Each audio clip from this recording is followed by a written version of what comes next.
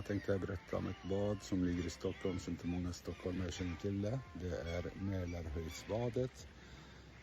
Det ligger en naturreservat i Bredäng, så man tar tunnelbana till Bredäng och så tar man buss 135 därifrån. Eller gå en promenad som tar cirka 10 minuter. Som ni ser, det är lite toaletter har vi. Det finns toaletter, det finns kanoter man kan hyra. Och så kan man, det ligger som sagt i en jättefin skogsområde, jättefint. Här är stranden. Då har det faktiskt en hundbadstrand. Så till och med hundarna får bada här. Så går vi till nästa.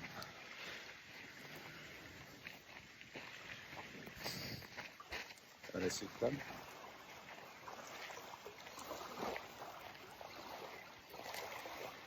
Och så har vi stranden där borta för alla människor. Där kan man bada och så finns det en barnlekplats där borta som man kan